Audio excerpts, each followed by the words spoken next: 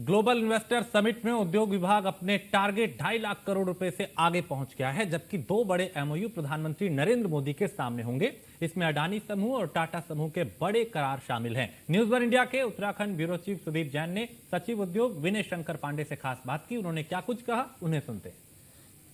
उत्तराखंड में आयोजित होने वाली ग्लोबल इन्वेस्टर समिट में उद्योग विभाग ने सारी तैयारी कर ली। हमारे साथ सचिव उद्योग और सचिव मुख्यमंत्री विनय शंकर पांडे जी से बातचीत करेंगे।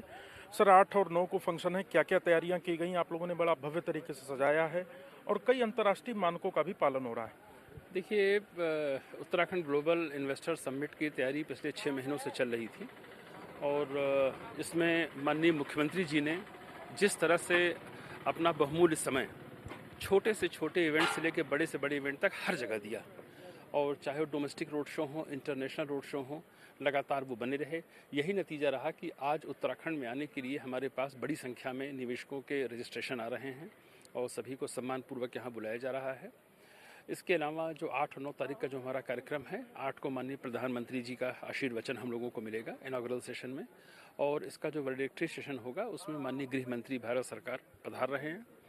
हमारी तैयारियां लगभग पूरी हो चुकी हैं और इस कार्यक्रम में हमारे जो डिफरेंट सेक्टर्स हैं, चाहे वो इंफ्रास्ट्रक्चर का हो, इंडस्ट्रीज़ का हो, मेडिकल का हो और आयुष का, वेलनेस का, टूरिज़्म का, इनके सेक्टोरल सेशंस में भी कुछ माननीय केंद्रीय मंत्रीगण भी पधार रहे हैं। हमारे राज्य के भी माननीय मंत्रीगण रहेंगे। बड़ा अच्छा डिस्कशन होगा और हम उम्मीद करते हैं कि हम लोग इस आयोजन को सफल बनाने में कोई कोर कसर नहीं छोड़ेंगे। सर, 2.5 लाख करोड़ का टारगेट था, परंतु ऐसा लग रहा है कि आप लोग 3 लाख पहुंच रहे हैं और मेन इवेंट के दिन 2 बड़े ग्रुप भी बहुत बड़े एमओयू प्रधानमंत्री जी के समक्ष करने जा रहे हैं।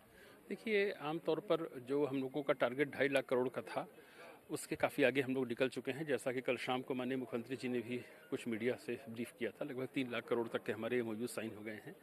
शुरू से मुख्यमंत्री जी का जोर बस केवल 2 बातों पर रहा था कि केवल एमओयूज़ तक हमको सीमित नहीं रहना है, हमें एक्चुअल ग्राउंडिंग पे जोर देना है। एक्चुअल ग्राउंडिंग की भी स्थिति काफ़ी अच्छी है, उसका डेटा आप लोगों को संभवतः कल तक शायद शेयर हो।